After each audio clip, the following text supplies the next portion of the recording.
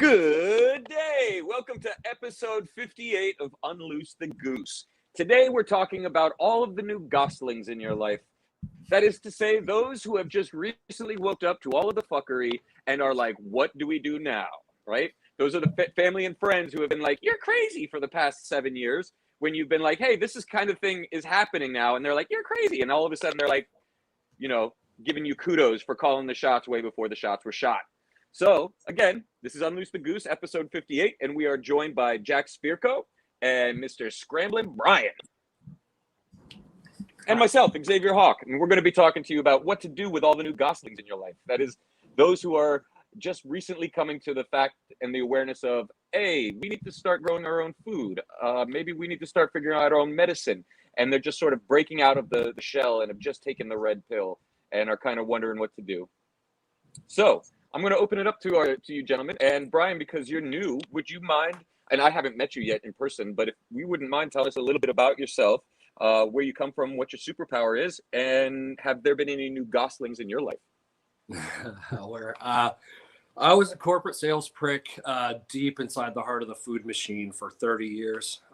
Did ConAgra time, Hormel time, my very last job was selling container loads of sugar, pink, blue, yellow. Towards the end, I realized from the inside how completely fucked up the food system is at an epic level. Yeah.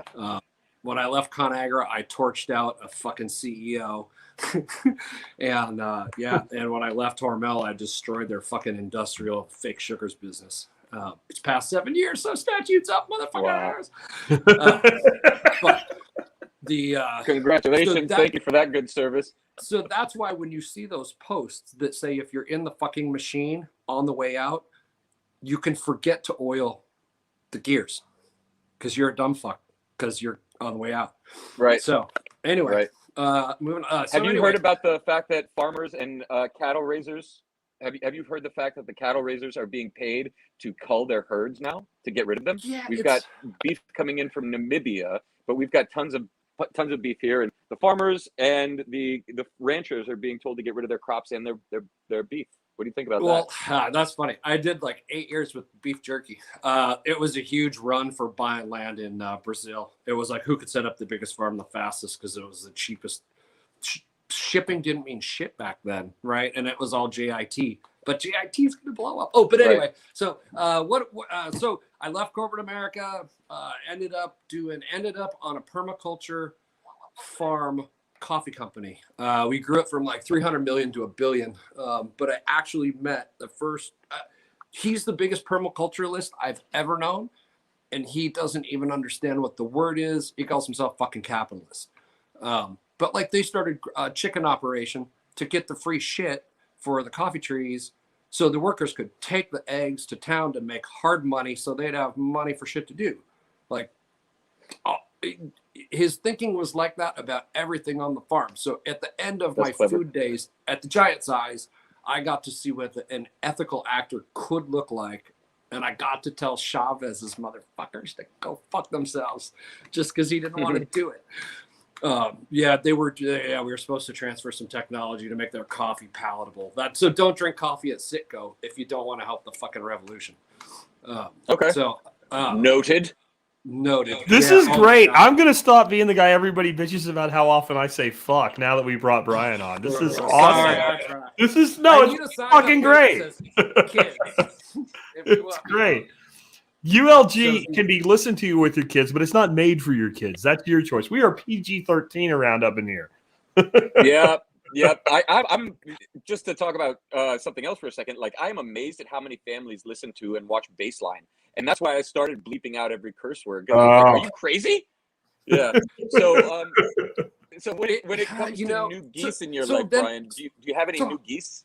Are there new people in your life that are just coming to this? Permaculture, right? And I went into, then I started going into medicinal cannabis, helping people grow, learn aquaponics, learn hydroponics, learn industrial hydroponics.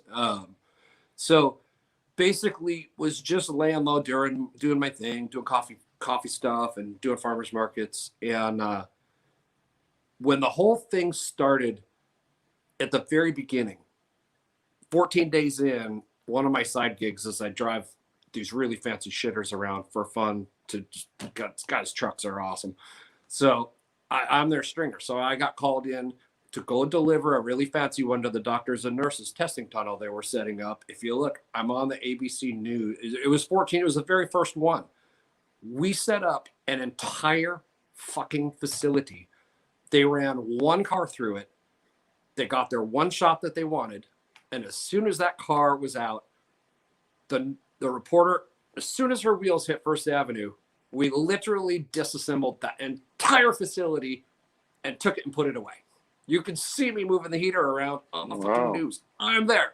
I got a paycheck that matches it. And after the fact, they said, maybe you want to not talk about this. And I was like, you can't add non-disclosure me after, you stupid bitches.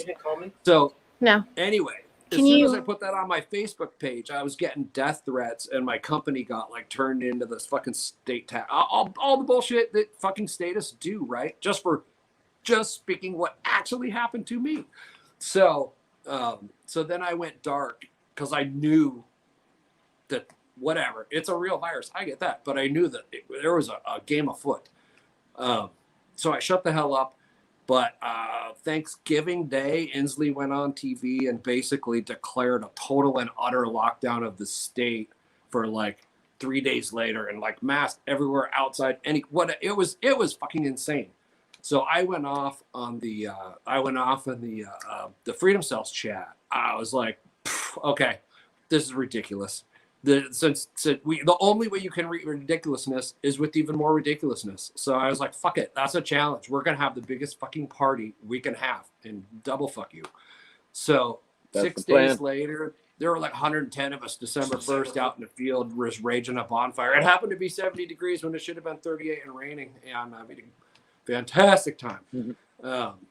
But then Squatch Fest was born. Everybody on the way out was like, oh no, hell no. This stuff's not stopping. So going on topic here, right, Brian, since it seems like you've had like one too many cups of coffee or maybe some special medicine. Are any of the people coming to Squatch Fest or involved in this new Geese? Because that's what we're on tonight. Yes. So that's kind of the people have started waking up, right? And started like making decisions to like, lose jobs and do. They haven't like saved for decades and saved money and bought shit and stocked up, right? So they show up with this spun out energy with not a pot to piss in. And what do you do as the person who has done all the work, right? Then it gets to be like, I can help you, but it's energy you're sucking. Well, there's something there's a theme early on in prepper mentality. Like if you start handing out gifts to those who haven't prepared themselves, then all of a sudden you're going to have to keep doing that. It's kind of like being alligators or training wild animals. They're going to always expect something, right? Niti Bali just joined us. And Niti, I have a question. Today's topic, by the way, is, are there any new goslings in your life? Meaning, are there new people that have just sort of woken up to prepping, woken up to liberty and self-reliance and fuck the state? And if so, how have you addressed them? But the first topic that we discussed was the beef culling that's going on. And since you're in the meat industry, have you heard anything about it? Yep. So it's interesting to me that commodity growers don't know that you can just leave the beeves out on the land, because the institutionalized training is that the older the beef gets, the tougher it is, or the worse it tastes, or whatever. When the truth is that when you leave beef out for longer, it's actually better. It is more beautifully marbled. It is more amazing after 5, 8, 10 years. But they can't let any of the slaves find out about this truth. And so they make the beef slave. They're slave farmers, you guys. You don't understand in the grocery stores. I'm going to stop and go back for 1 second, because people think when they go to the store that they're paying for food, but they're actually paying a wholesale for distribution. They're never paying for the food. You're paying for the food when you go to the hospital with your prescription drugs and everything, because it's actually all funded by pharma, because the food system is poisoning you so that they can capitalize on the pharmacide. So you can follow the money and figure that out if you want to, but you can read my book. You can find out a million different ways, but that's what's happening. And so the commodity guys, the producers are, they're taught and trained at universities too, right? And those university institutions are teaching them the ways. All this goes back to the Flexner report, which I know everybody gets sick of me saying, but it's true. Like that's where it all stems from. And it's this masterful plan. It's so freaking well thought out, man. I mean, they really, really did a good job with this. And so the beef guys think they have to cull these animals foolishly. And I'm just like, no, just put them on pasture. But they don't know how to rotate pasture. They don't know how to keep them on grass so the animals get sickly. It's very complicated. It becomes a complex problem, but like we could help them solve it if they want to learn how to do it. But just with some education. But a lot of those old timers don't want to learn, and farmers are stubborn, and they kind of have to be, because there's this resilience that's required, and they're. Everybody acts like farmers are dumbasses. Well, they're not dumbasses. They have to know how to do every single thing to manage, life-giving force. But if you're commodity, then you haven't been really, if you've been trained at universities to be this commodity business person, then you're trained by the, you're sleeping with the enemy basically, and you're trained by the enemy. And so you don't know any better. And if you hear this out there anywhere, then, I'm very easy to get hold of. I'm accessible. I would love to help you save your livestock because we need the beef. So save the beef. Yep. So what about new goslings in your life? New people that are coming into your world that are like just coming to prep. Because you have a business that serves meat, and people are starting to say, fuck the grocery store. I'm noticing like 30% less of everything, right? Yes. Meanwhile, the prices are 30% higher. And so that's shaking a lot of people to their core, and and they don't even know what to do, and they might not have ever heard of Unloose the Goose or the Survival Podcast. So what are you doing with them who come into your life and are like, what do we do? So I do a screening process now because I was forced into brick and mortar, and because I'm only serving patriots, and yes, I am discriminating. I am powerfully discriminating because I do know that, gender is a fact. It's not just something I made up. I don't know about, I'm kind of mixing some things up here, but Dave Chappelle just got attacked because he was making jokes, about the gender thing, the 100 million genders, when we know for a fact there's only just 2 genders. And yes, that's a fact. And that's not me hating anybody. Like, I love everybody. I don't care what you are doing in the privacy of your own home, which is none of my business. And also, I don't want you to talk about it in front of my children. So just please don't. But outside of that, outside of it being an inappropriate conversation for you to have in public, just like my personal intimate relationship with my husband is probably too much information for most people. Let's keep it appropriate conversation. That's what I say. I'm interrogating them. I'm doing Zoom interviews before I allow them to come.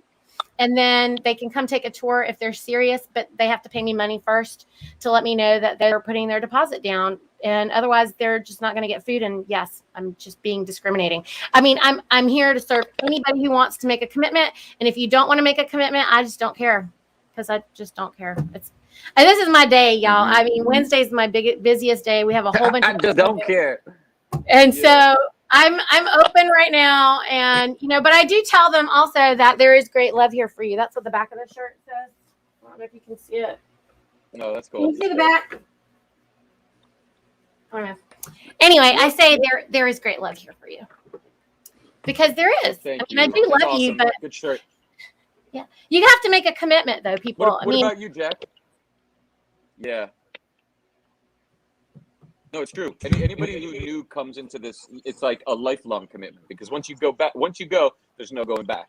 It's kind of like taking the red pill. What do you say to that, Jack? So what's interesting to me is when this whole shitstorm started, I got 2 different kinds of emails en masse. One was tons of people who knew me that were like, holy shit, you were right, something did happen.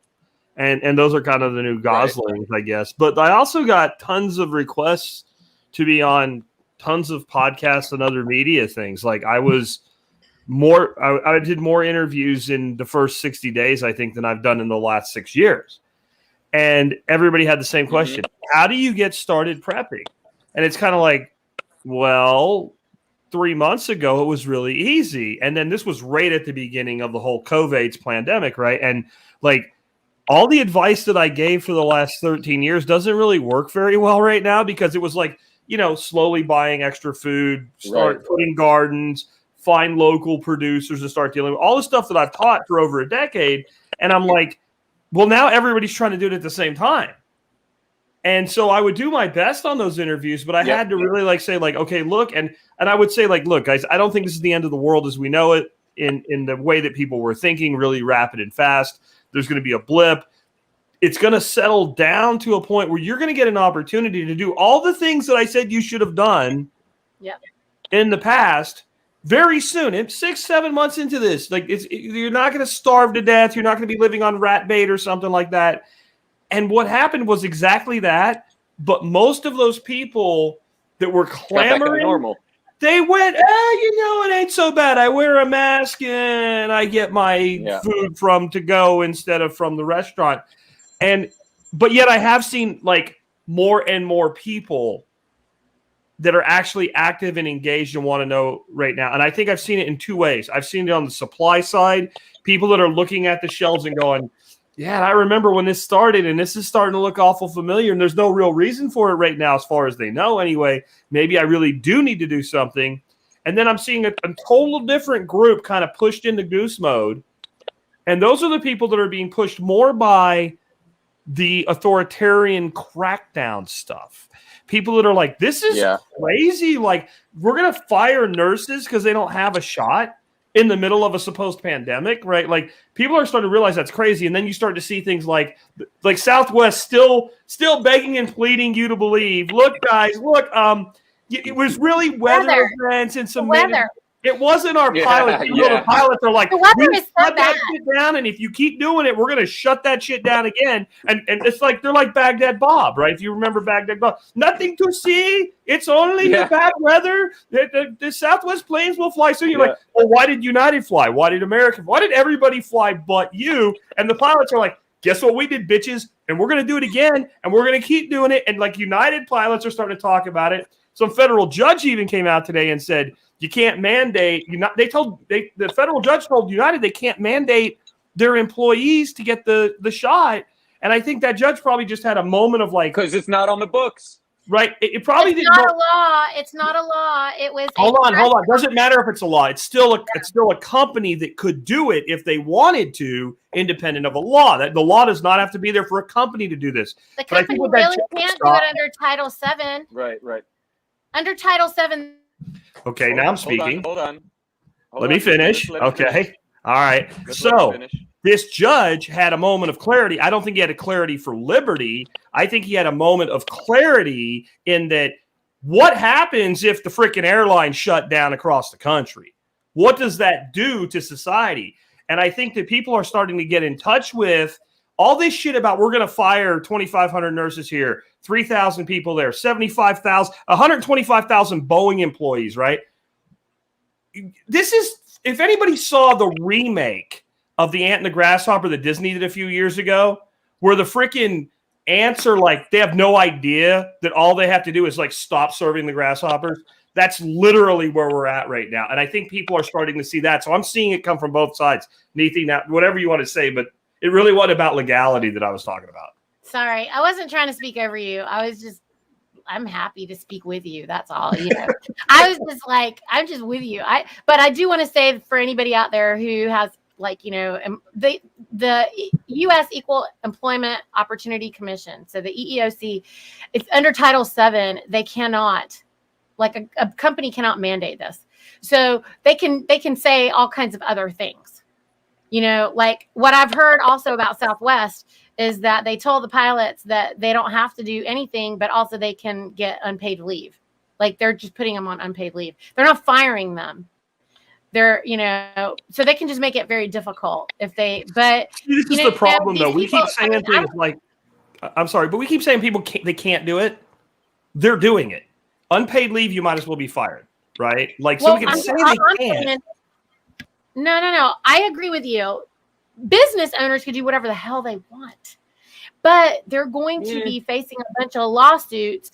I'm just saying they're opening themselves up for lawsuits any way they go, because there's just as many people who think that they're going to die if you're not vaccinated versus all the people that believe that they, don't need to violate their sacred bloodstream. So it is tough on a business owner, especially if they're trying to walk the line. If you're going to be a business owner and you don't pick a side right now, you're screwed. And most of them don't want to pick a side because they are afraid of the money they're going to lose. But I will tell you that I picked a side, and all I've been doing is winning, because it's clean and clear, and everybody who's working with me, anybody who's doing business with me, there is no confusion. So if you want to be a successful business owner, then take the hit for a minute and take some of the losses of the people who don't agree with whatever your choice is. Pick a side. I don't care which one it is.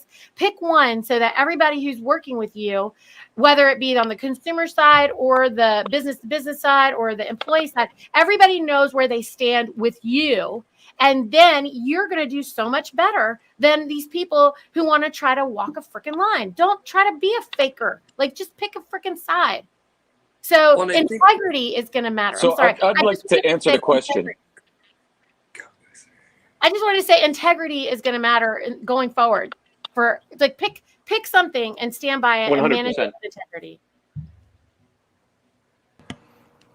To Jack's point, of all these people that are waking up in the next week or two, it's coming. So when they come to us, I think like the first thing in lifeguard school was when you get out there to the guy, he's either going to try to kill you or he's going to come in with you.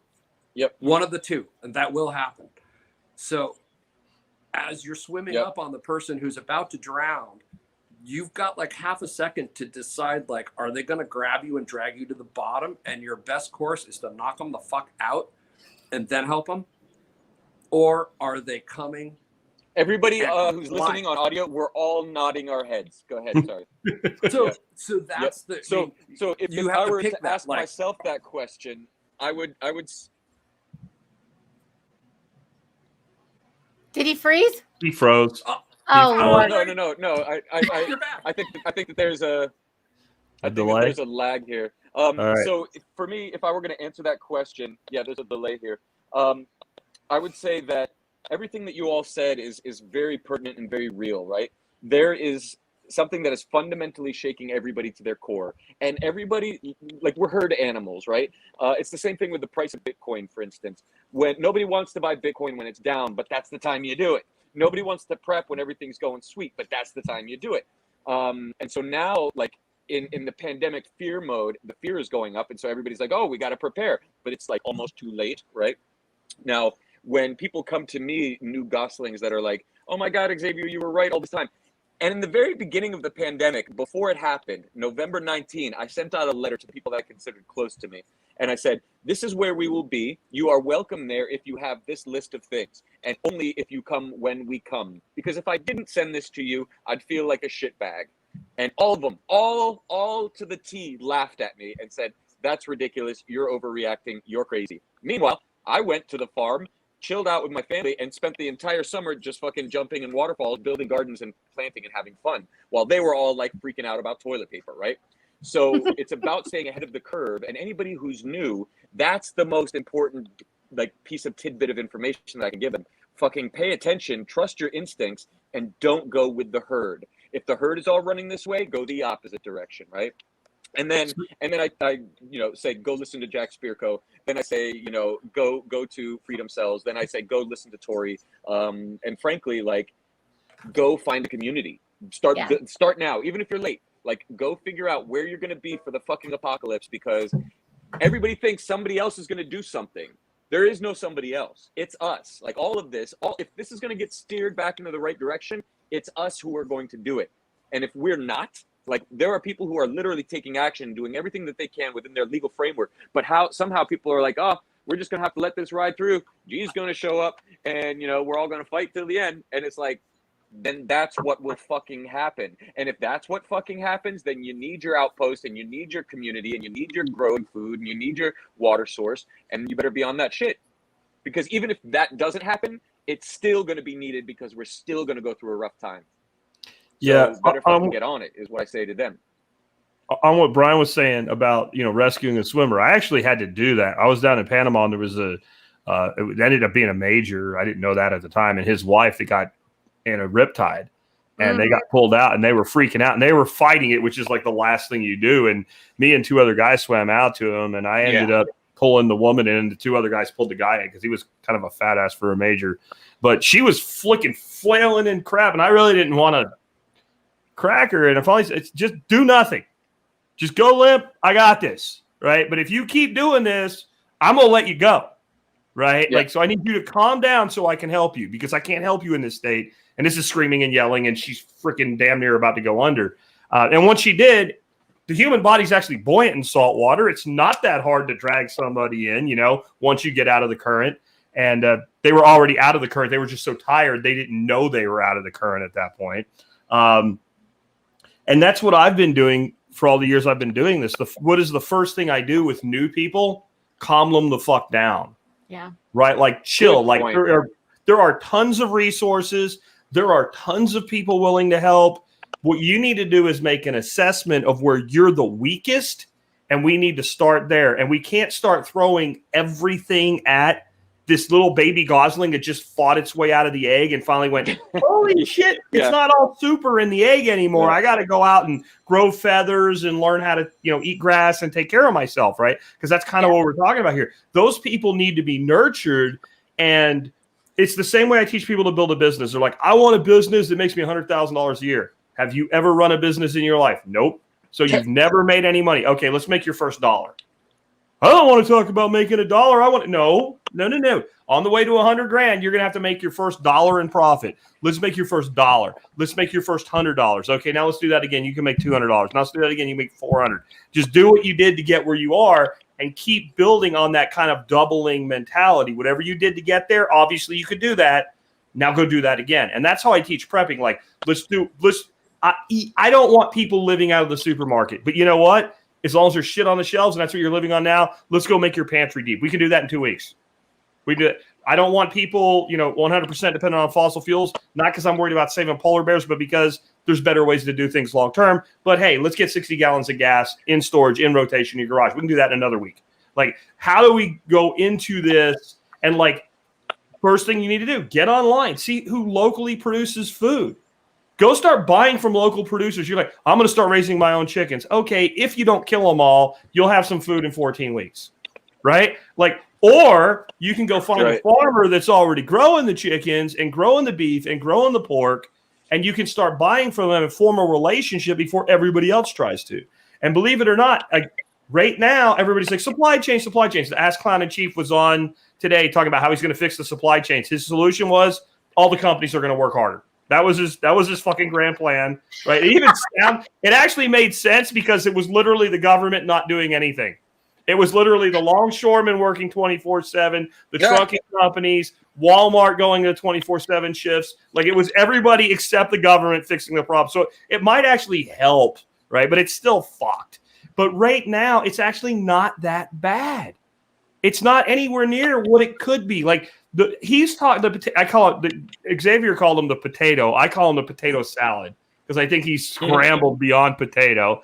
And he was talking about people are worried about whether or not their gifts are going to come in time for Christmas. I'm like, no, dick shit. They're worried about whether or not they're going to be able to feed their fucking kids by Christmas time. But you don't have to be there right now. Even if every single person that hears this broadcast in the next month goes full in on getting prepared, it won't make a dent in the existing supply chain because most people won't. So if you're waking up, don't fucking panic because this is what happens. They wake up and they're like, fuck, everybody's going to wake up, right? They're not. Right.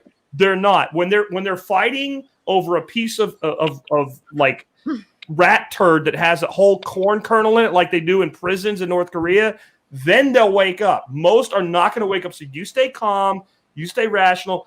That's something we learned in the military. No matter how bad it gets, you have to stay calm if you're gonna be able to operate under the conditions you're in. You don't get to choose those conditions. Now they're the way they are. If you want to survive, you want to get your men out, you stay calm first. And so that's what's that acronym? Calm Stop. down. STOP. Stop. Yeah, stop is the acronym. Stop, think, observe, plan. Right. Yeah. And then stop. Right. Stop. Think, observe, plan, and act. Right. Brian. So for you, we've just talked about how the herd moves and how people generally react, and how we're still very much a minority. We're outliers, all four of us here. In that we have been seeing the writing on the wall. We're prepared to one degree or another, and we've got plans, contingency plans, and frankly, like missions that we're on, each one of us. So in your personal sphere, right, the new goslings, what advice do you give them? Take care of yourself first.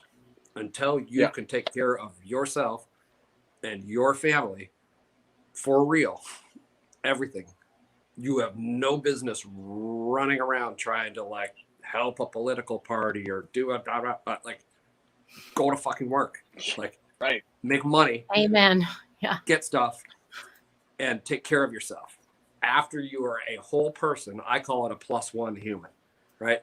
And you could be a 0.5, a 0.8, till you are a 1. You have no business doing anything else except getting yourself to a 1. That is your mission.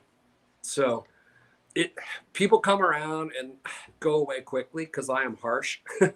I just call it like I see it. And if you're a 0.7, I'm like, hey, you're a fucking 0.7. You cannot feed yourself right now. Stop talking to me about plans for a little bullshit we're going to do. Feed yourself. Clothe yourself, house yourself. That's all done. And you got a little nut under your bed to eat for a week or 3. Come on back. Then let's talk about some other stuff. But until that, I would be working 3 jobs, literally. So, at the very beginning, that's how you can't go buying supplies if you don't have enough money to get to work. So fix the income thing, then shit. If you're living in a house with a $4,000 mortgage payment, maybe you take advantage of the top of the market and get yourself a really nice house somewhere else. So whatever it is that is the suck that's making you in the panic, in the not good spot, fix that first. Then get around everything else. Yep. Here's a little tidbit that I want to share with everybody. You want to get ahead of the curve on something? Check out niobium. Niobium. Niobium. It is a metal that they can put it can withstand a high electric voltage, and when they do put voltage through it, it actually changes the color of the metal, not a painted sheet on it, but it can be purple, blue, yellow, gold, all of these wonderful colors, and it's like the new gold. Let's just put it that way. So if you want to get ahead of the curve on something, go check out niobium. Neethi, for you, what are the advice that you give them? What do you say? We've had some really great examples. Jack said, don't freak out.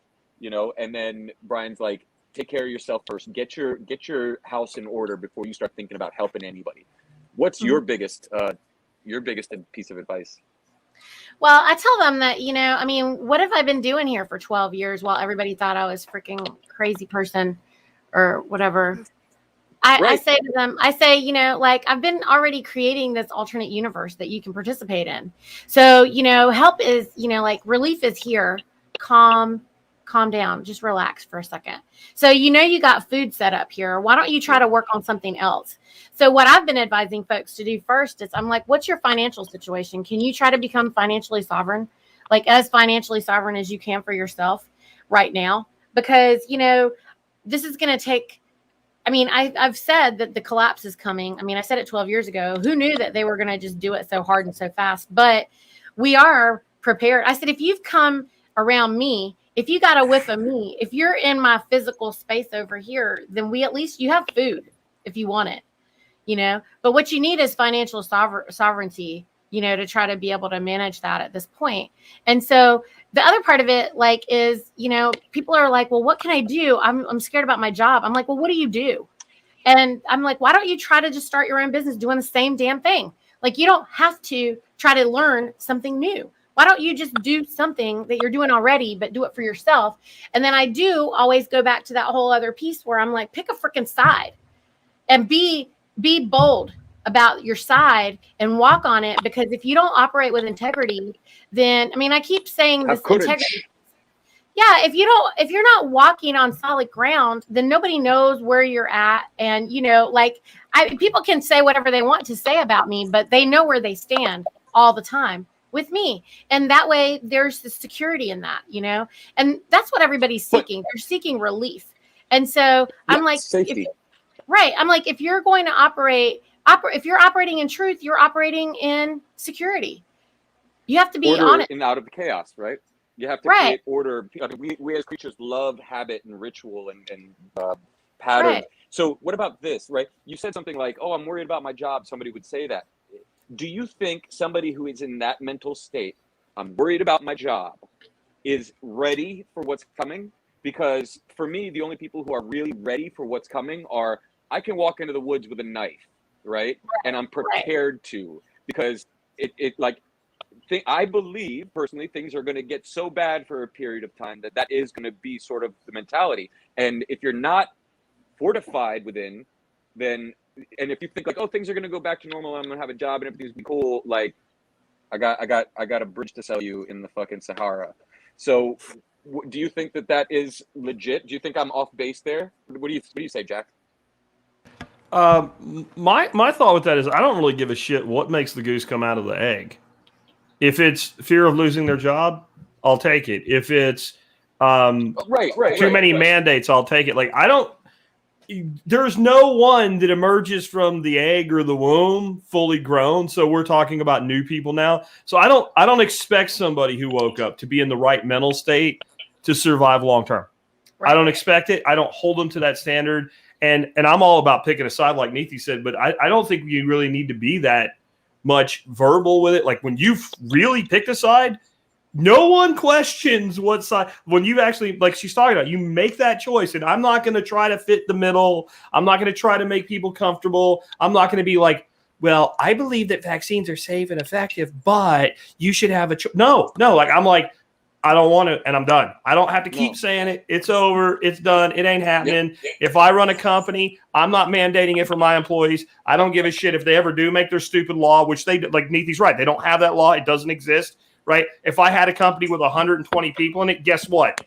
I have 2 companies with 60 people in it. That's what just happened. Whatever you do, I'm going to respond back to. And that's what I teach. As far as the whole walking into the woods with a knife, no. I don't think you're going to need to be able to do that. I really don't. I think that there might be places where it might be a really good idea to be able to do that. If you look at breakdowns of societies throughout all of human history, there's always things that fill vacuums. There's always ways that people adapt. Don't get me wrong. Shit could get really bad. And the person that can, like you said, walk in the woods with a knife, or for that matter, knows how a freaking fishing pole works, how to swat a grasshopper and put food on the plate, will be better off, just like you were during the Great Depression. I remember, like, when I was a kid, I used to dig through all my grandfather's shit out in his shed. And one day I find these rat traps. And, like, they used to make rat traps out of freaking oak. I mean, these things were heavy. You could have smacked somebody with one. And they had these holes drilled in them. And I'm like, Grant, why are there holes in the rat trap? He goes, them squirrel traps. And I'm like, what? He goes, they're squirrel traps. He said during the Depression, we would screw them to a tree, bait it with peanut butter, and then set the trap, and the squirrel would come down the tree and get trapped, and it couldn't drag the trap away. And I'm like, how'd it work? He said, good for about 4 years. Because after about 4 years, there weren't many squirrels left. So that type of, like, bushcraft capability, like, is badass. But I would really, like, if you want to start thinking about, like, that, there's what's his name? Robert Breedlove, who's big in the Bitcoin world. He has a whole series called the Sailor series, Saylor, like Michael Saylor, not a ship. And they start out talking about kind of the dawn of humanity and all, even though they're talking about Bitcoin. And if you start listening to Michael talk about thinking like an engineer, how I would survive in the woods, then you realize there's a whole other way to play this game. Because he's like, I'm not going out with a spear or a fish fishing rod and try. I'm going to dam the river like a beaver, and I'm going to divert the water, and I'm going to channel the fish into it, and I'm going to get 200 fish in there, and I'm going to lock them in there, and every day I'm going to go pull a fish out of that locked up area. And that's the mindset that we're going to have to think of, and not just with capturing fish or living off the land, like that mentality of engineering solutions, right? Yes. Business, co-ops like Niti's doing. I don't know if that's the right word for it, but right, food churches, whatever gets around their bullshit, whatever works. And the biggest thing I took away from that early part of that series was, in nature, there's no fair. He was talking about like this battle the Romans fought, and the enemy had the high ground, and they were up on this thing, so they couldn't get them with the catapults, but they were like on like a plateau below a peak. So they freaking they used the catapults, and they launched the boulders above them, and the boulders came rolling down, and then the whole mountain came rolling down and created basically a rock avalanche and smashed like 80% of the enemy troops into oblivion. Then they went up and finished them off with spears and swords. Right. And that mentality, not necessarily always slaughtering people, but that there is no fair. There is no playing by their rules. There's moving around their rules. There is no playing by anybody's rules other than nature's rules. And that doesn't mean we can't be decent to each other and good to each other. But when it comes down to it, if you are the enemy, you are the enemy. And I'm not playing fair with you.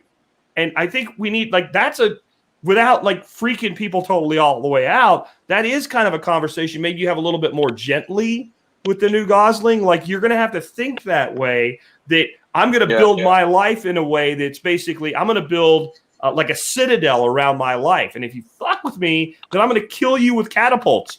Whatever that catapult might have to be, that's going to happen. And you won't see it coming. And you won't see it coming. And when you live that way, generally you're the person that gets left alone, because I'm not talking about mouthing off about it, right? You just do your shit. You don't go like, I dare the government to come here or something like that, because then they're going to come, right? Then you've made yourself a target. I'm not talking about being a target. I'm talking about being such a hard target, it doesn't look like a target, that it's like, let's go bother somebody else, because there's plenty of people to bother right now. Well, so let me be clear. I was saying not that it's going to come to you need to be out in the woods with a knife, but you need to have that mentality. And you really expounded upon that really well, because it really is about resourcefulness, self-reliance. How far are you willing to be uncomfortable? And if so, then the degree that things degrade, you'll actually be way prepared, because it won't get that bad. I get you. You were about to I understand. Something. Yeah, I was just going to say that I'm glad you said that, Xavier, but like X just did his baseline that he just did was good, where he gave the little synopsis about what's going on. And I think that rather than get yourself prepared to be able to walk out into the woods with a knife, I think you need to get your mind ready to know and believe that we're walking back into a natural law. And so, what Jack just said was beautiful, because he really ironed all that out really like beautifully, that we're going to go back to a time where you're walking back into natural law. And nature operates in an order. And so, it does not, I think people think that nature is chaotic, but it's not chaotic. Nature operates in an order. And if you're going to try to interfere with it, then you're going to die. Oh my God. For anybody who's just listening, X just put on a wig, and he's got like hair down to, he's got his rock star wig and this is my Jesus wig. I miss my long hair, Brian. I saw yours and I was like, I need some long hair. That is so funny. But yeah, I think that everybody needs to be prepared to pivot more than necessarily be able to walk into the woods with a knife. Like, you need to be prepared to be uncomfortable outside of your norm. But I think that if you position yourself in a way, we were going to talk about what we've all had to sacrifice to do the things that we've been doing. And I think that that's what we're saying to people, is that you need to be prepared to sacrifice something. Like, I sacrificed my income for our entire married life because I decided to do what I'm doing, which has been mission work. And this is all philanthropic, and it's because I have to build something, nothing. And so people could say I'm an idiot because I did it for free for the past 12 years, or I had to do that because somebody had to freaking build the infrastructure and get the methodology in place, and someone had to test it and figure it out. And so now I have the methodology, and we are going to be able to start. I can affiliate it now. Now I can, and the only reason I'm doing an affiliation is not because I think you need to have a trademark or whatever, but you need freaking training. If you don't know what you're talking about, you're going to ruin yourself or ruin other families. And so the reason that we're going to roll the food church out in this affiliate program is not because I need to be able to own and control it, but I mean, either you figure that shit out for yourself, which I don't think have time to do, or you just do what I'm saying because no one else is really doing this right now. No one's doing it. I mean, the things that I'm working on, no one else is doing. The thing you just brought up a great point, Neethi. Yeah. You brought up a great point. It's like you have to put in the work and you have to do it for a long time, and you have to give up, not necessarily give up, but you have to adapt and change. And so, Brian, for you, when you started that path, like Nicole said it in our group chat today really well. She's like, I gave up a 4-2, house in the suburbs because I wanted to grow my own food. And like, that's different than the norm. Like, it didn't even occur to me like, oh yeah, like I never wanted to have a house in the suburbs to begin with. I wanted to like wander the world like Cain. Next thing I know, I have a family and I need to have a house. And so, we moved out to the woods to do that, like Captain Fantastic and shit. So there's an adaptivity that you need to have. Brian, in your journey, what have you had to give up or anything at all? Or is it just a natural thing for you? And when you meet goslings, do you portray this in any way? I love concert, like going on summer tour is my favorite thing. I was a deadhead in college and just, nice. So when we started having kids, right? And you got to do the family thing. And then, so, we got into other stuff. My now wife of 7 years, her favorite thing is touring, right? And we just didn't go because our mission was to get land, set up food security for ourselves, and set up an income path with the land, right? So together, we didn't do our number one heartfelt favoritist thing that brought us joy on purpose, intentionally, for 8 years. Right.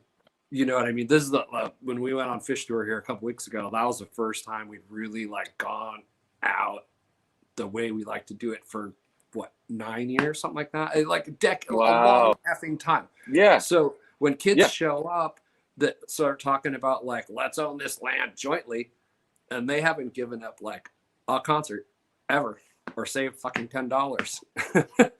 I get really pissed off about hearing the like, let's equitably share. Like, fuck, you want to equitably share? Right. You got about 20,000 hours of work to do to like, you hit my tail streak. And then you got another 100,000 hours, and then you get close. It just seems like that was my frustration when I was chatting with Nicole on that, is like, you put in like 50,000 hours of work in something.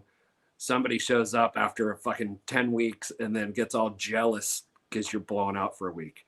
Like, dude, you have no idea. But that just seems to be, it takes like a lot of pattern. Adjustment. Yeah, it's just a pattern. People don't show up with like gratitude for the like, holy shit, I respect the decade you put into this. Like, how can I serve? How can I serve and learn? It's like, 2 weeks in and they want to be like your co-partner. Like, wait, co-partner? Fuck, dude, you got like 2 decades to go.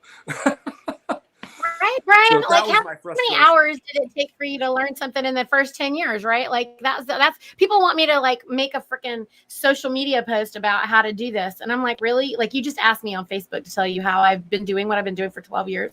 That's what you want me to tell you? Right. What did I learn in 12 years? And then some people will do it like t-shirt prepping or like, oh, look at my cute garden. And then they post about it as if they're going to get like support from other people. Like, you have to have like a true love for being self-reliant. You have to have a true passion for being alive. And it can't be like, oh, I'm going to teach others to do it. It's like, just fucking do it and others will follow. Right. We were talking about, Jack, commitment and then having to give up things in the beginning of the journey, new goslings, having to adjust to, maybe I don't go live in the suburbs. Maybe I go and learn how to grow a farm, right? I can't remember these two guys' names, but they're pretty well known. They were both interns under Mark Shepard in regenerative ag stuff. and they Grant somebody, and then I can't think of the other guy's name, but they were at Permaculture Voices too, and they were doing a presentation about how to get on land and actually have land that you can farm and what have you.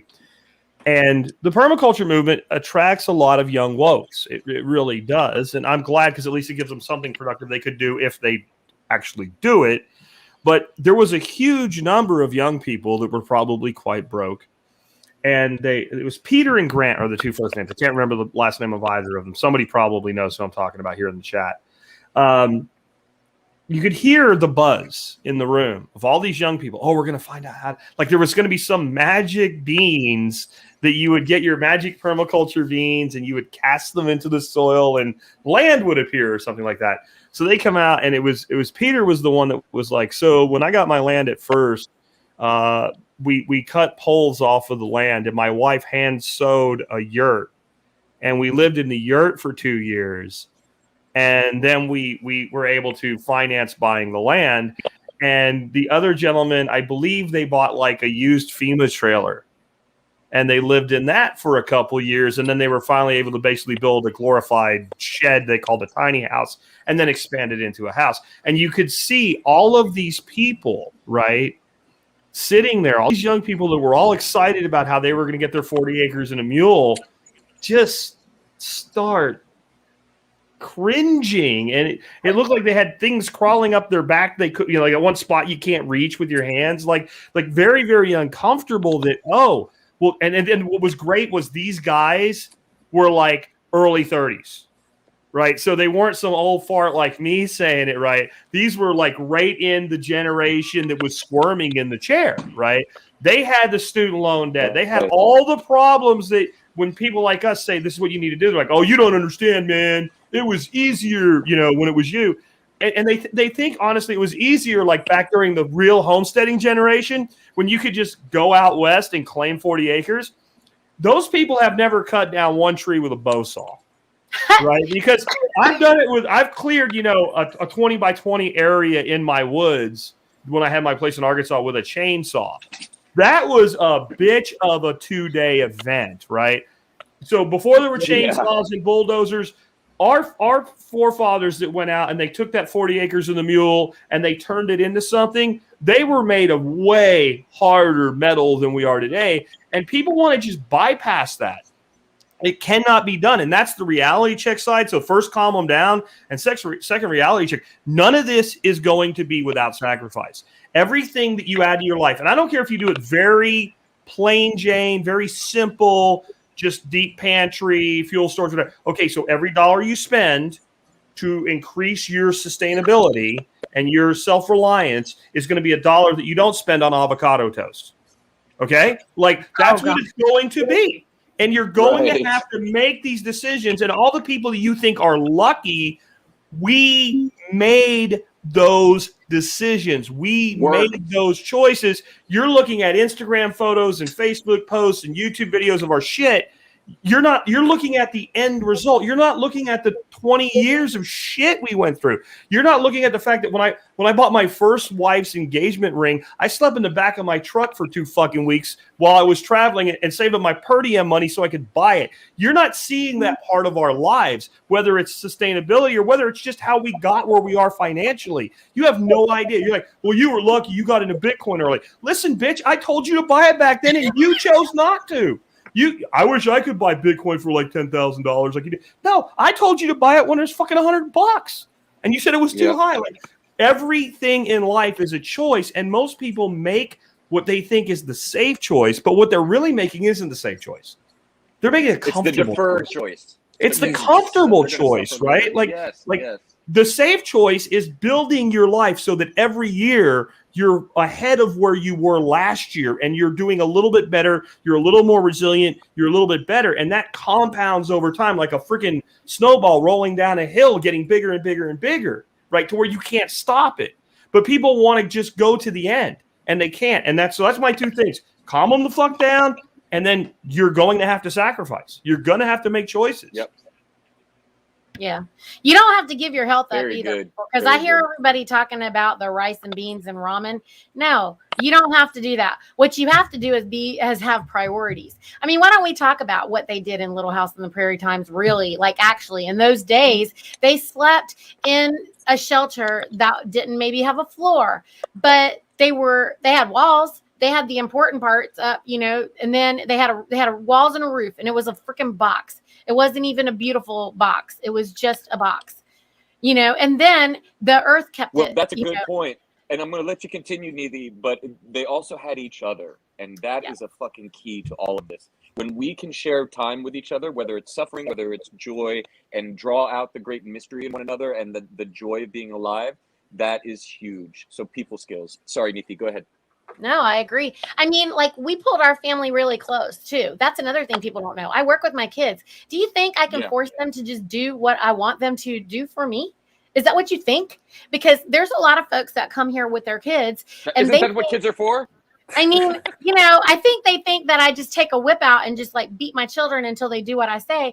Well, I don't know if you have kids, but if you do. Wait a minute, there's another way? What the fuck? Yeah. I mean, it's called love them, you know, like my children, I give them responsibilities and I expect them to hold those responsibilities and and you know what? They appreciate that I allow them to be responsible and have responsibilities. And I I also, you know, my son said to me one time when he was 9, he said, well, you want me to talk to you like this because we're at work, because we had a deal that when we're at work, I'm a boss and he, you know, he works for me. And then he goes, but you know, then you try to be my mom at work. He goes, you can't be my mom then if you're my boss, you know? And he was like, you know, you said that, you know, we're being professional, because he's 9. And I needed him to be professional. And he was just like, okay, so, but you're not being professional because you're being my mom right now. And you can't be my mom and my boss. So you have to pick, you know? He goes, it's kind of not fair. And I was like, right. He was right.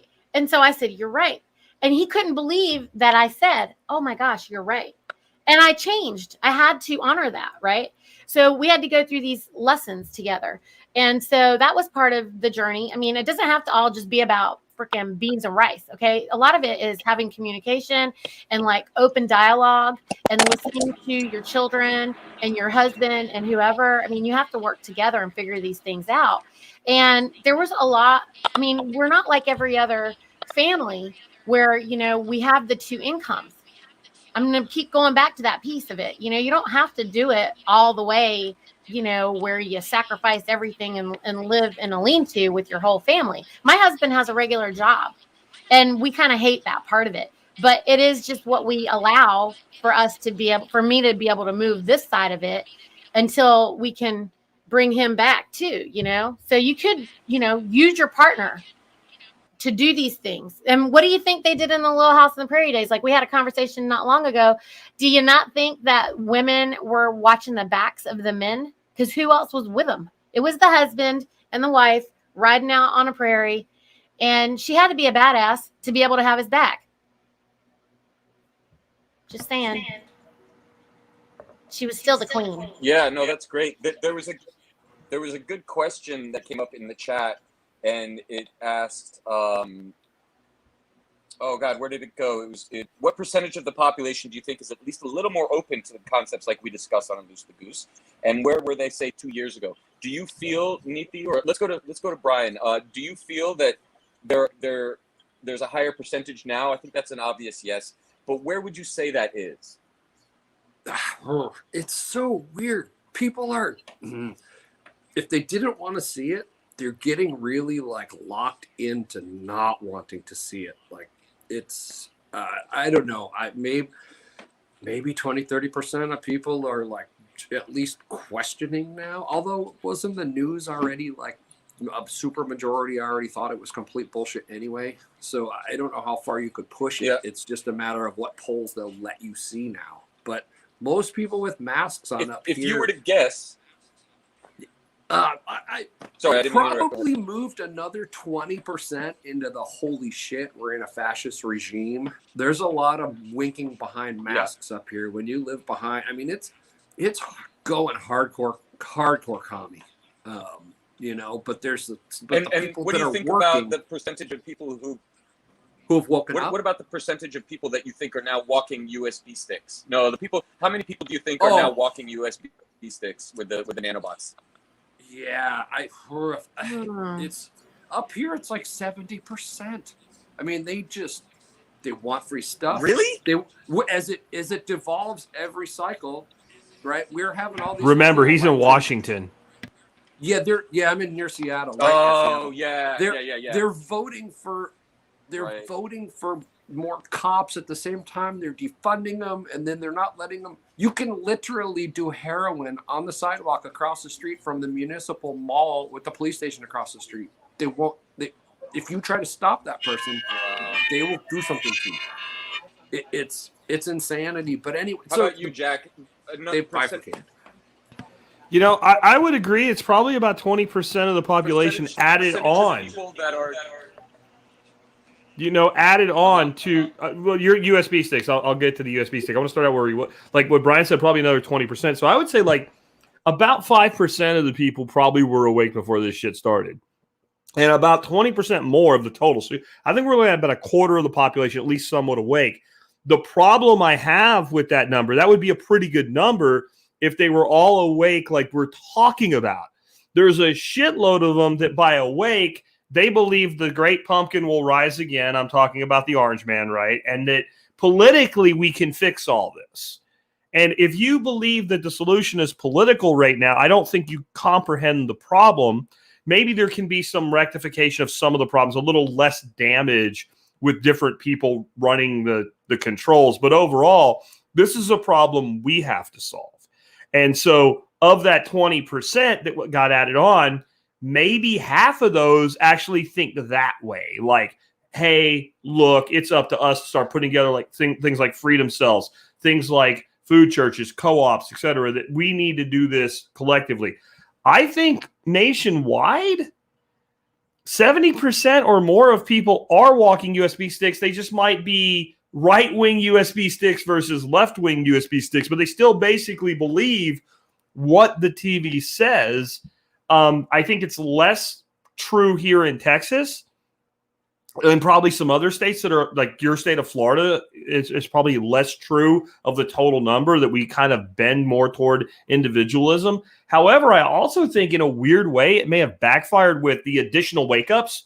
We might have had less additional wake-ups in Texas and Florida because our life wasn't radically fucked up. Like my life right now, if I decide right now, when this is over, I'm going to see if I can get my wife to not be too tired to do it. And we're going to go downtown Fort Worth. We're going to go to a badass restaurant, sit up on the roof, look at the view of the city, and I'm going to go dump $150 on a night out with my wife.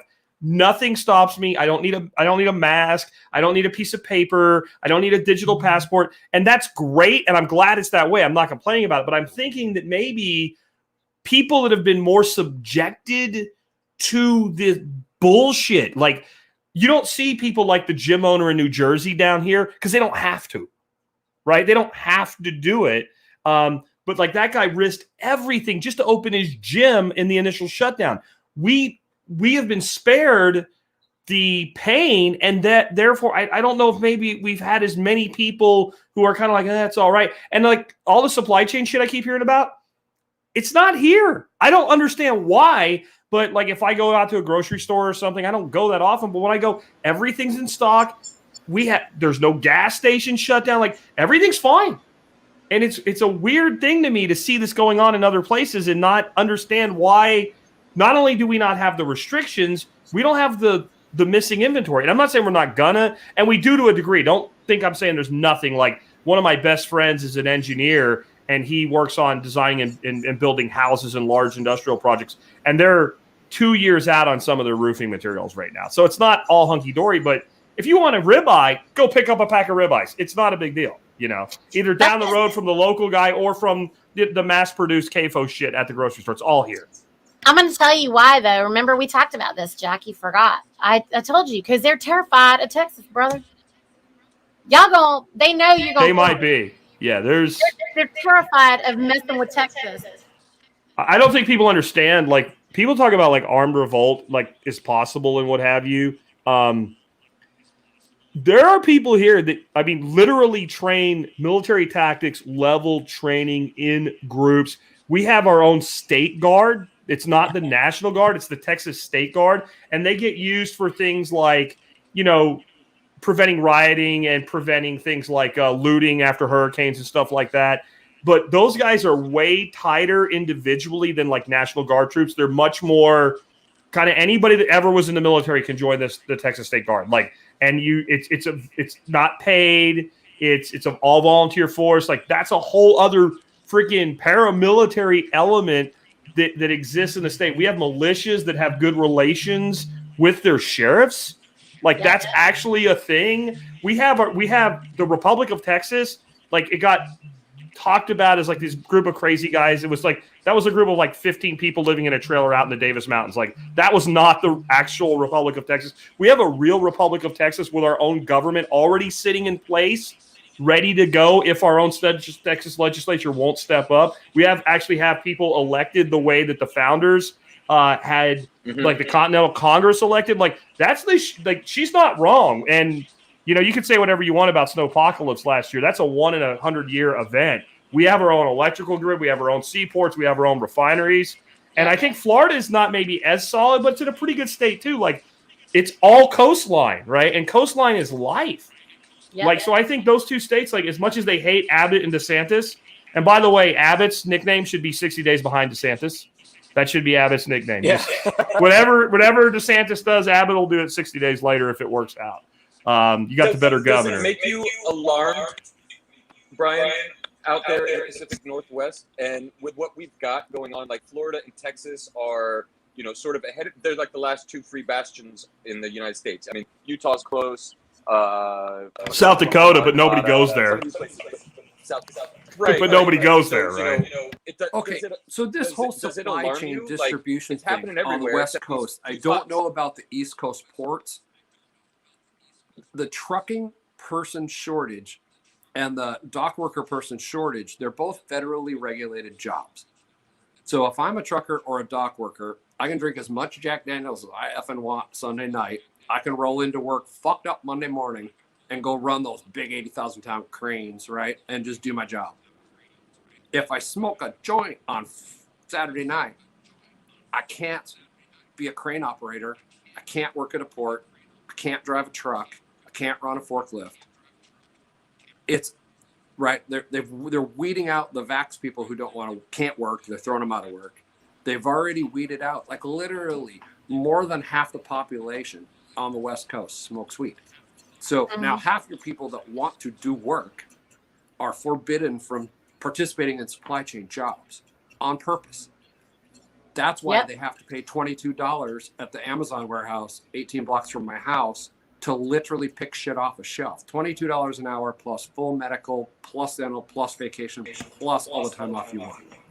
Plus, they took them out of the hospitals, too. They did this all on purpose because they want to bring in military, and they want to bring in all the people that they want to control. And what they're doing, like when I was saying to you that operate with integrity, if you're a business owner, pick a freaking side and operate with integrity. Why? Because that is what they are doing. If that's what they are doing, because they have already like let a whole bunch of people go, and they're going to fill those jobs that they're going to now screen, and they're only going to put the, what did you call them, Xavier? The nanobot people, whatever they are. I can't. Yeah, the USB people. He's going to put that's what they're going to do. They're going to put those people in there. So now, if you had somebody at the hospital or whatever that was going to give you grace because they were like alive and normal, then no longer will that happen. So I'm just like, you know, everybody here is like, just let's open a Patriot hospital. They already started some Patriot airline. I don't know about if you know about it. It's like all members only or whatever. I mean, Southwest could just do that too and just be like, boom, we're gonna. I don't know what. So Joe could solve the labor shortage because the FDA, he is their administrative boss. All he has to say, like right now, the truck drivers can smoke Delta 10 and Delta 8 while they're rolling down the road and get high as fuck. But it's not Delta 9, so it's not federally illegal. All he has to do is crisscross out that one number. Boom, 50% more workers everywhere tomorrow. and it won't cost anybody anything, and it's administrative rule. So why has he chosen to make a shortage? Oh, well, isn't that already evident that they're all doing this on purpose? I mean, this is a purposeful collapse. And, the only way for us to get around it is to not participate. We, the people, have to rise and take over. So come on, let's just stand up and just stop playing the game. Everybody's always asking me how I have permission to do what I do. I don't ask permission. I don't seek permission. I don't have permission. I just do what the hell I want to do. And you can too. You don't need permission. Stop asking for permission. We give ourselves permission. That's what the new people ask. The very first thing you say, like, okay, go start a lawn company tomorrow. You can put on Craigslist. We'll get you 100 customers by the end of the week. And the first thing they ask is, where do I go fill out the lawn? No. You don't. You don't even label your car so they don't know you're working. Don't ask permission. Don't seek permission. Don't advertise. And yes, it's going to be a pain in the ass. How much sacrifice have we made? How about that? How about I don't get to advertise like normal people do? How about that? And also, I also have a following anyway, because the people who really need this are going to find me or they're going to be hungry. And I just don't care. They could just be hungry if they want to be. Sorry, Jack. Go ahead. No, it's fine. That's fine. I completely agree. I just, number one, Brian, when you come back on, be a little closer to your mic. You got kind of quiet there at the end. The permission thing is another thing. And I think the permission thing comes in two flavors. Flavor one is the people that genuinely think I need permission, that something bad will happen if I don't do it. I think that's the minority of the people requesting permission. I think permission is generally a fucking excuse. I have people all the time, well, I can't build a business. They won't let me. Well, who the fuck are they and what the fuck do you want to do?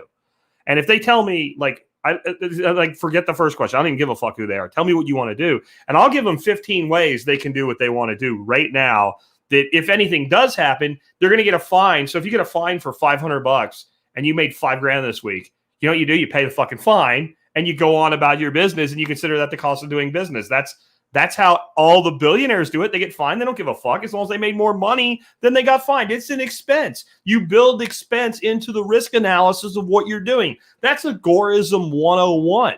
But most people that come up with this, I need a permit, they won't let me, they'll shut me down, they were never going to do it anyway. You could literally remove every freaking law and code that they can point to. You could, if you had a magic wand, I have a magic toothpick because I don't have a magic wand, to go bling, and it would all go away. And then they would sit there and find some other shit to bitch about and not do.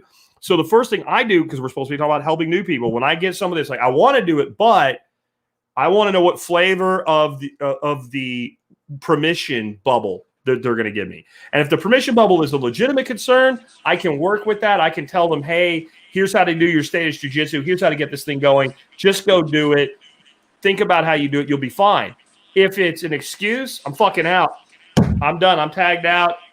I'm not a psychological counselor, right? I'm not here to help you get in touch with your inner child. I'm not here to figure out why you hate your mommy and then you'll be okay and be clear. Like, that's not what I do. Like, if you want to make it happen, we'll make it happen. If you want to make excuses, one of my laws of life, you can make excuses or you can make money. You can't do both. You just can't do both. Yeah, it's like a lot of people didn't play Pirates enough when they were kids, and it shows. Right. Well, and money and change. Those are the two things. You can't make money or make change. So, I've been over here. I might not, I will tell you, I'm not making $100 million or something, okay? But the change that I'm making is more powerful as a side effect. And I'm not broke. And I'm not in the negative, but I'm not also these people that are making these millions and millions of dollars on nothing, on their fake lives and fake whatever. They're not going to have anything to stand on in about 2 minutes when we move into this natural law. When this natural law takes over, they will have nothing to stand on, and I'll have a whole world to stand on. So there's that.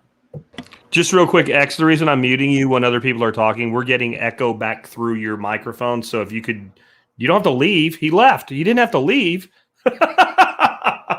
We were just, whenever anybody was talking, we were getting a very low tone of the other side of the conversation back.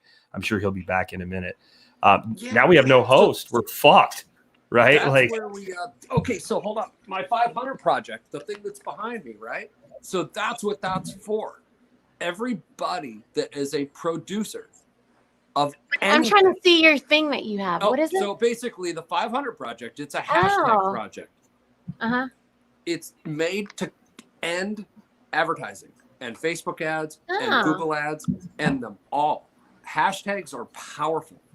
The 500 Project is any producer or service provider. Think about massage therapists, people that make honey, people that run food churches. Own your hashtag. So we all tag 500 Project. So then you know I am a producer. I am not a corporate entity with franchisees no. You are at the person that makes the thing or provides the service, right? Not a plumbing company with 20 guys that you're going to get Jimmy Joe. No. So what do, Brian? We do hashtag what? 500 Project. Now, I'm a coffee producer. So I also do 500 Project coffee. Oh. Now, when I get Nicole to start using the same thing, right? Both of us have populated all the social medias we're on with 500 Project. So if someone searches that, boom, we show up. Now, if they want to get specific, 500 Project coffee, but boom, or 500 Project mechanic, or 500 Project massage therapist. Own your hashtag, and then the duty is go sign 10 more people up that are in your thing, right? So every coffee roaster that I meet at every festival, at every whatever, because people love to talk coffee, I tell them about the project, and then I convince them to use the hashtag, and so we're all together. So, because all of the social media platforms use hashtags. That's how we just get around paying advertising fees to any of these Fs ever. Then the other kind of half is we have to educate the general public for like, okay, now you want grass-fed beef. Go online, 500 Project beef or 500 Project grass-fed beef, right? Hashtags will show up, the smaller version of the longer thing, right? So as long as you got that in there, everybody that makes a thing directly, you now have a PM and you are connected. Boom. That's how you cut out the middleman. That's how you cut out the advertising. That's how you cut out the being fed crap on the algorithms. Get what you want directly. But we all got to play, producers and consumers, so that we can screw the middleman. Well, That's and brilliant. This is why Brian's project is brilliant, guys, because it's really not designed for like my business model where I'm doing a membership because I'm a low dollar product. You pay for it once a year, right? It's designed for people that are producing a thing, you know, whether it's coffee or beef or honey or whatever it is. But just think about the number. So the idea is you get a 500 customers that are like private members of your thing, and they're committed to buying, you know, if it's beef, maybe they're buying once a year because it's a big item. If it's coffee, they're buying monthly. If it's honey, they're buying maybe quarterly, whatever it is. You take any beekeeper and say you have 500 regular customers. You don't have to remind them. They get on a subscription service. They get a couple quarts of honey every 2 months or whatever it is. That beekeeper doesn't ever have to do a fucking thing ever again to worry about the stability of his business. Might he grow it larger? Sure. But he's going to feed his fucking family. His business is not going to go under. He's done. He doesn't need shit. He's got his customer base. And if he's smart, he's got a waiting list once he has 500. I want to buy honey. Well, all my honey's spoken for.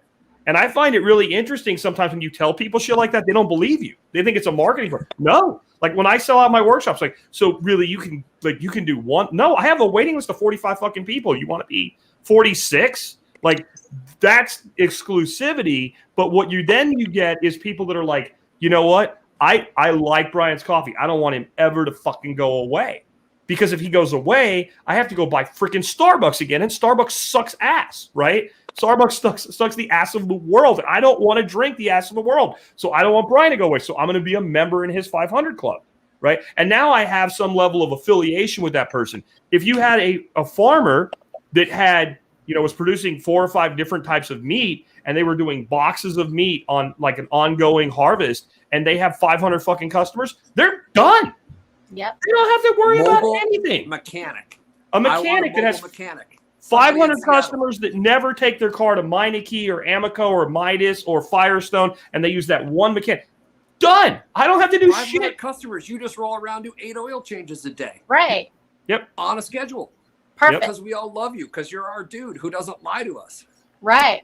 That's so great. That's And if brilliant. you do, you're fucked, by the way. If you run this business model, it can only be done with integrity, because when you fuck one, everybody finds out and you're fucking cancel. There's actual good cancel culture, right? Your customers find out you're fucking them over and they're like, you know what? Maybe we don't want to use Brian to do our oil changes anymore. Now we're going to use Xavier, right? Because you're creating that partnership where, like, you should be, like, you're a coffee roaster. You should be working with other coffee roasters, because you're going to get to a point where you're like, I totally can't take you. Or Yeah. maybe I Go can to Nicole or go to Bob or whatever. Go to Nicole. Yeah, exactly. It's like then you can then give good referrals, and that could even good referrals, because we're friends, because all Right. the coffee people should work together That's against right. start. There's Or no maybe somebody comes to you competition. in There person. is no competition. We should all be together. That's what I tell the farmers. I'm like, there is no competition. This is all a facade. It's all bullshit. Like, it's all a lie. That's the reason why we're planting the churches everywhere now. That's why the affiliation is just planting the churches. And we need coffee in the food church also. And 500 is perfect. 500 is more than enough to keep everybody well paid. And the integrity is the other piece. That's important. That's what I It keep came saying. from the The food, permaculture that's what I've thing been about doing all right these size. years. Yeah. About build the thing to the right size. I Right. don't want employees. I don't want Right. to fill out that bullshit. No. Right. It's right size. And I don't think I will get to, I think I will end it before I get to 500. Yeah. But I need a number to publish so we're all have. I mean, 300 is probably going to still be good for you. Probably be more. 300 will probably be good for you. And it's busy. It'll keep you busy and, whatever. Well, and for the people that are more of a content-based business like I am that want to adopt this model, where Brian got this and what he extrapolated from is called the 1,000 True Fans model, which was built for musicians. So the 1,000 True Fans model is really fucking simple, and it's simply that you build up you want a big fan base, but you want 1,000 super fans. And those super fans are people that are defined by they will spend 1 day's wages a year on you. If you're a musician, right, then what they're going to do is when you put together a box set of music they already have, they're going to buy it anyway because it's you, right? That 1,000. And if you do that, think about this. If you're roughly having 3 annual salaries in revenue if you properly manage that group of 1,000 true fans. And Brian's like, you know what? I can't do 1,000 people with coffee. Like a beekeeper can't even think about doing 1,000 honey customers that are regular customers. They can't do it because they can't ethically keep that many hives as a sole proprietorship. It cannot be done, right? So it's a perfect model. And that number, again, like that's the plan, that's the marketing, that's the brand. But no one says how much work you have to do. Maybe you're an older person like Brian is getting older and like you don't want to make 500 batches of coffee a month. And maybe you kind of move to a point where you do 100. Like it's up to you. You can still be part of Brian's project. Where can people find you, Brian? Foodforestfarms.com. And then it's all just pictures on the main page. You can click on the coffee information page. There's a whole page for the 500 project, page for media appearances. If anybody wants me on their show. Foodforestfarm.com. Yeah, foodforestfarms.com. That's my real live phone number down there at the bottom. It's so funny that it's called Food Forest Farms because I was on a call earlier because people are worried about grain feed and like feed for the livestock that I'm working with the livestock. And I'm like, well, we've been doing, forestry. We're raising all the livestock between pastures and the woods. And, people don't know that you can get out of hay because you can do tree hay and they don't know about the tree hay. So we were talking about that earlier. So it's really cool. That's what the little logo. You can't see it. So we started as a duck farm nursery because I was completely X'd out of the beverage business with a crazy non-compete. I couldn't be anywhere in the industry at all. So I had to do something else. So Jack started McCuscovey Duck. I love the idea. They worked out. We tried other ducks. They were too noisy for the city. So we got to that. Then when we got the land, we've expanded. So yeah, we are. The funny thing is, the 10 acres where Squatch Fest is held is becoming a food forest slowly. The permaculture crowd's dragging out a lot of plants, and I'm letting them plant anything edible anywhere. So when the tax guy drives by, it just looks like a crazy field that's got weird little bunches of trees and field mists. But really, there's hundreds of Muscovy ducks running around, all at $20 a piece. And there's a lot of edible stuff. So next year, we're going to start doing like canning seminars. And like the food's got to grow in, the tree's got to get older. But it's all starting to come together now because it's a food forest and because we took a long time to like kind of roll the plan out slow. Yeah. You know, and this is happening everywhere. I just had a guy on my show yesterday that's doing the same type of thing with 700 acres, just 15 minutes from me.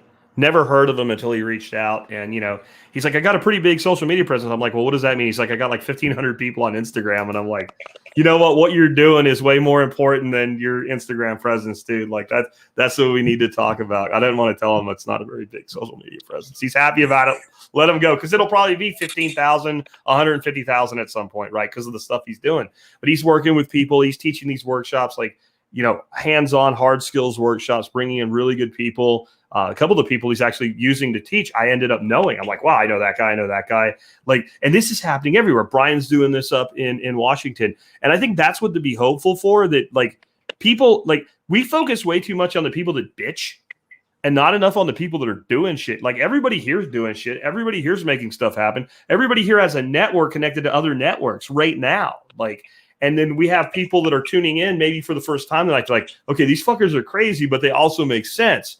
And they're the goslings that are going to wake up, turn into geese, and start doing shit. And we maybe once in a while we need to kind of remind why we use the goose as our mascot, as Agorist, because the goose basically leaves everybody alone, doesn't care about your problems, doesn't want to bother you, doesn't want to fight with you. But when it needs to raise its goslings, if there's a good place to lay eggs, it lays its eggs there. And if you fuck with its family, it fucks your ass up. It doesn't care it's a golf course and you're out there with your 9-iron, you know, chipping up onto the green. It comes out and it fucks you up because you got too close to its babies. And that's the attitude we need to be doing all this shit with. Like, I'm going to build this for my family first, for me first, actually, because I can't take care of my family if I don't take care of me. So me first, my family second, my community third, and everybody else can go screw until that's solid, right? And if we all do that, then we actually all kind of, you know, get in that float model of all the boats rise as the tide comes up. And the tide's rising, guys. We're not losing this. It just looks that way because we're being ridiculed, we're being censored, we're being, you know, basically hidden from each other. Like, unless you really dig into this, you don't realize how much of this is happening right now. It's not thousands, it's hundreds of thousands, if not millions of people that you'll never see on social media. You'll never see them in a podcast or whatever. They're just doing it. And it's not going to stop. It's not going to slow down. It's only going to accelerate from here. And I think like the beautiful thing with doing it with food is, Neethi, what happens when somebody comes out, buys from your organization, takes that food home and eats that food compared to the crap they get at Albertsons or Publix? Like, that person's coming back. They're loyal. They're not leaving. Like, as long as they can afford to do business with you, they're going to do business with you. Well, they'll make sure they can afford to do business with me, because if once you eat it, you're ruined. And then, you know, like people, anybody who's ever come here, they literally will not ever leave. The only people that have ever left here is because they move, which they actually consider all the ways they're not going to move before they move, because they don't want to leave the food. And the only other ways that people have left me, I've had families that were divorced, but then those couples come back. Like, you know, once all the stuff like dies down and they get their footing or whatever, it's amazing. I mean, I actually have several people who started together, came here, they got divorced, they got remarried, they're here now with their new whoever. And the only reason that they don't hate their ex-spouse who's in here is they're just happy their kids get to keep eating this food. That's a big freaking deal, man. You know, like, so there's that. Christine, thank you. Yeah, everybody's so Squatch spawned 2 other festivals in the Northwest, just in case anybody is up here. There's one called Manifest now that's right out of Portland. Those guys did a fantastic job. They run Truthzilla podcast. They're pretty switched on. And the other one in Southern Oregon is called the 5 Rivers Group, both on Telegram. go hook into those communities if you're in the Northwest, or if you need an outpost on the other side of the country. All great people. And X, I don't mean to step on your hosting duties, but we're at almost an hour and a half, so we probably need to kind of. I was actually just getting to that, and I was going All to say Snooker the Goose, right? Everybody gets to ask another contestant on the show a question. So, Neethi, I would start with you, ladies first. Anybody a question to any one of the geese? And this goes for the audience as well, who's ever listening live. If you want to post it in all caps, maybe we could use those as well. Ask one goose member something specific. Oh, Jack, do you have a solution? If I wanted to come fly down there because I can't leave. Uh-huh. I mean, I would drive to Texas, but I can't be gone for a certain. I mean, I have to serve over here, so I can't be gone for as many days as I would need to. Yeah. But number one, I want to support the Southwest pilots. So, and I would only really probably fly Southwest. And I don't know any other solution for me to be able to come down there to fly. Do you have one? Do you know somebody? Do I know somebody that would fly you? No, I mean, have you heard of anything or a solution for flying? Oh, you mean to not have to mask up and all that crap? Is that? I mean, no. Okay, so I just can't get stuck somewhere. Okay. And also I can't have them tell me that I can't fly at the last minute. All the stuff is happening in Texas in November, right? So, yeah. So I really have been I could go be in Texas for a month. So, just short to the chase now that I'm understanding what you're asking. I do not have a solution to not get stranded at an airport. I was a road warrior for 12 years of my life. And no, I was stranded at many airports. Yeah. I formed full-on relationships in airport bars with people I met there. That's how long I've been stranded at airports. So, but this is my other solution that What you need to develop is you need to develop enough staff or local talent that you can leave for a week. I know. Right? So that you can come back. And that's the long-term solution. We're lucky. I have a couple that one or both will come. I'm going on vacation next week. I'm going out to Xavier Land. I'm going to the west coast of Florida for 10 days. And we're driving because I don't want to fly. And they're going to come here and manage. So that's the only solution I have, because the other option is a private plane, and even that can get sidelined. I mean, RSX, I think it's RSX. There's a new airline, but they don't go to Tennessee, unfortunately. But they do fly from Dallas to Destin, Florida, and it's semi-private, and it's pretty badass. And you don't go to the regular airport; you go to the hangar. Right. It's really affordable. So more things like that are coming online, but I don't have a good one. You've snookered me. Really cool. I need somebody local who I used to have somebody. I had people before, and I'm just in a moment right now that are just not. I don't have any help right this red hot minute. So if you're in Raleigh, unfortunately, you won the game. You're the winner today because you snookered a goose, right? I didn't have a good answer, but. How about you, Brian? What questions would you like to ask any one of us, the geese, goslings? X, what's your favorite fish to catch? Fuck. I don't actually eat fish. I haven't had a fish since I was catch. My wife doesn't eat fish, but she catches. Oh. Well. I've never even caught a fish. Is that horrible? Okay. Yeah. Game up. This bitch is gonna walk in the woods and live with a knife, and he can't catch a fish. No, I can catch a fish. I just never chose to. You just won't once eat I a did fish? it when I was a teenager, I was like, this is the stupidest fucking thing I've ever done. It's called tricking and killing. There is what am I and I went on about it, and and my dad abused me with fucking lobsters. I grew up in Maine, and he took the claws off the lobsters. The lobsters were as big as I was. I was 4 years old, 3 years old, in the fucking kitchen, and he locked me in the kitchen with this gigantic fucking red lobster chasing me. And so it's always been that way, and I have never had any seafood since then. And I want to live on a fucking boat, so I'm gonna have to get over that shit pretty damn quick. So you snookered me. There you go. Thanks for embarrassing me in front of everybody, Brian. My first time meeting you. Oh, great. Jack, how about you? And if you follow him up with some shit that makes me look like an asshole even more.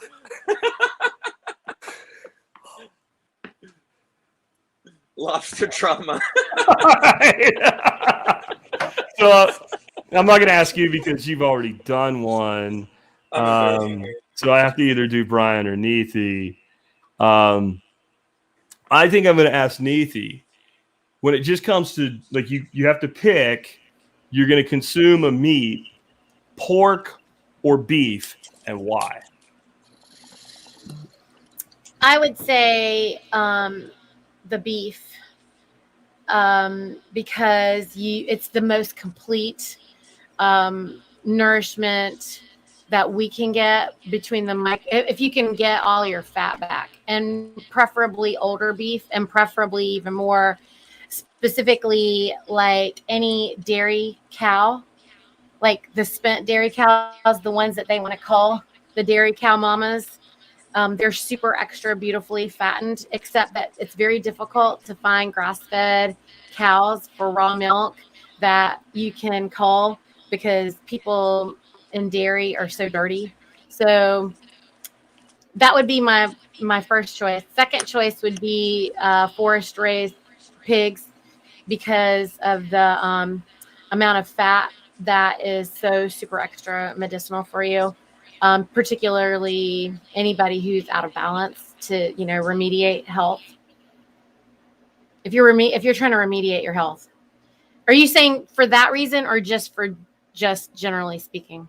For whatever reason you wanted to answer it, I was just talking mainly preference, just like which fish do you prefer to catch? Like, so what do you enjoy eating more?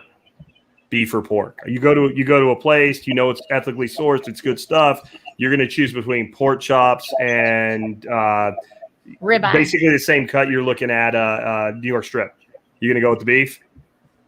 I don't like New York strip, so I'll go with the pork. But if it's a ribeye, I'll eat the ribeye. Okay. All right.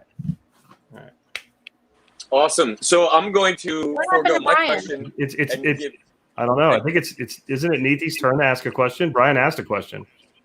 No, everybody's asked a question, Jack. for me. Oh, yes, right. Okay, are we done? Yeah. Nope, I've got to ask a question. So I'm going to go ahead and ask. Okay. Where can I join your co-op? Somebody in the chat asked that question. Oh, I'm in Raleigh, but if you want to participate in my meat subscriptions and you live anywhere in America, not Hawaii or Alaska, then I actually have flat rate regenerative meat boxes set up on the Polyface Yum site, and I can share a link with you that are boxes that I designed using all Polyface pork and beef, and we're working on a chicken box as well, and so that way it can be dropped to your front door, and it'll meet all the standards, and also, why don't you tell everybody the site that they can go to? It is. Here, can I put it in the YouTube? No, I have to tell you. Well, it's at polyfaceyum.com. Then go under meat bundles, and then you'll see my Neethi the Pharmacist logo. Then click on that. And those are the flat rate bundles. And it's the reason that they're reasonably flat rated is because it fits a perfect shipping box, number one. Number two is it's nose to tail, like it's very consciously put together. And so if you like any of those boxes, then you can set it up. And the one-time box is a higher flat rate, and then you can set it up for recurring subscription, like weekly, bi-weekly, or monthly, and save. And Brian, are you selling your coffee at Float Fest again? You're muted, dude. Brian, are you selling your coffee at Float Fest again? 100%, yes. Awesome. We'll come and what down. are the dates of Float Fest, and then we'll wrap it up? She has not published the dates yet, but it will be in her next update. Okay, It'll be amazing. Sometime in the spring. Okay, spectacular. Well, everybody, thank you for joining us for another episode of Unloose the Goose. This was episode 58 when we were talking about what do you do with all the new goslings in your life. I hope you've had a beautiful day. We've got Forest Farms. Why don't we just go around and everybody gets to pitch something? Yeah. Please go ahead. Food Forest Farms. Brian, why don't you start? And then Foodforestfarms.com. That's me. Neethi? go to farm2fork meatriot.org. FARMTO F farm to wait. I just got totally lost in my thing. FARMTOFORKMEAT RIOT.org. And for the folks that are asking me all these questions, if you go to my Food Church tab, then you can sign up for the Food Church newsletter and be in the know of all the stuff that I'm doing. And I will go in on our YouTube and put the link for the other, but farm2forkmeatriot.org, O-R-G. That's what makes that work. Jack? Good stuff there. You can go to my website by going to a very short domain, tspc.co or thesurvivalpodcast.com, and check out what we do with our podcast on a daily basis. And I am going to announce something really big for the podcast here on Unloose the Goose. I've been doing that lately with big announcements. We have just formed a official partnership with Ron Paul Liberty Report, and we will have Ron featured on the show weekly during the Expert Council show. He doesn't have the time to cut Expert Council Q&A segments, but their people will be sending me a segment every week from Liberty Report cut out for the Survival Podcast audience. That's a pretty big win to have a direct relationship with Ron Paul, and that was big deal for me a couple of weeks ago to get to interview one of my true heroes and mentors. That's my big announcement for tonight. That's awesome. That was awesome. And I'm Xavier Hawk, and you can find us at Phiron.com. That's PHIREON.com. And I am at Xavier Hawk on all of the networks other than Twitter and YouTube because they suck and have removed me. But a lot of fun on TikTok. And I love you all so very much. Thanks for joining us for Unloose the Goose, episode 58. Honk. Honk. Honk, honk. I'll see you guys.